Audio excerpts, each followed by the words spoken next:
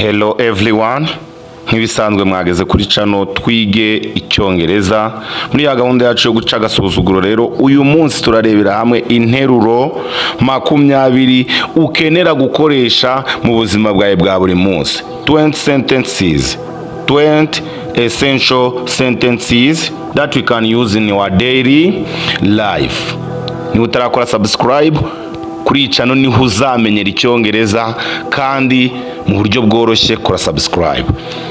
Interuro ya mbere turareba they agree with me, baremeranya nanje. Kabiri, she is my sister, she is my sister, ni mushiki wanje.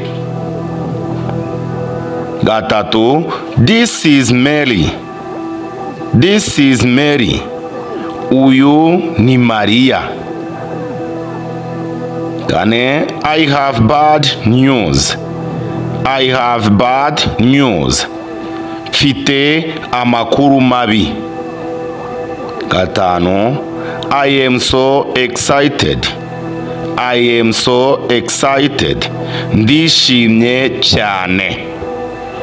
Gatandatu, he has another work, he has another work, afite akandi kazi.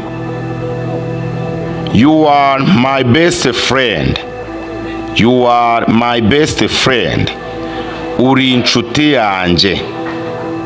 Umunani, he doesn't speak Swahili, he doesn't speak Swahili, ntavuga igiswahili.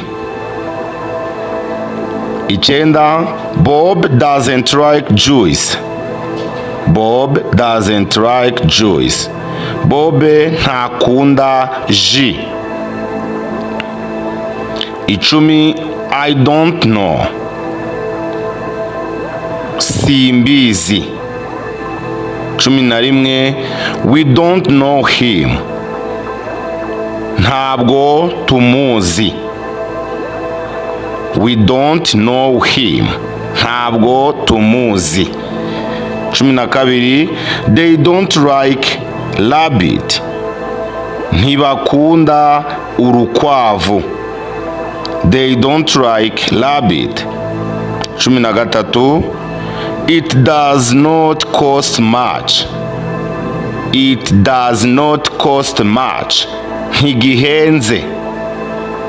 14, I do not watch TV often, sinkunda kureba televiziyo kenshi.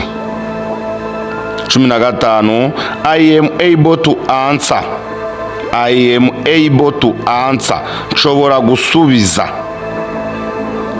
16, I need to relax, I need to relax, nkeneye kuruhuka. 17, I don't want to be late, I don't want to be late, sinshaka gukererwa cyangwa singomba gukererwa. 18, I need a job, nkeneye akazi, I need a job. 19, that takes much money, that takes much money, ibyo bitwara amafaranga menshi.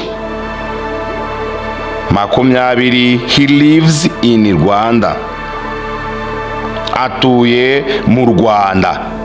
Ushobora kuvuga ngo he lives in Kenya, atuye muri Kenya. He lives in Uganda, uko ubishaka. Thank you for watching this video. Nta handi wakura ubumenyi bw'icyongereza mu gihe gito ukaba uzi kuvuga icyongereza neza usibye kuri iyi channel twige icyongereza. Kora subscribe, share, comment, tujye tubana mu biganiro byacu by'ubutaha.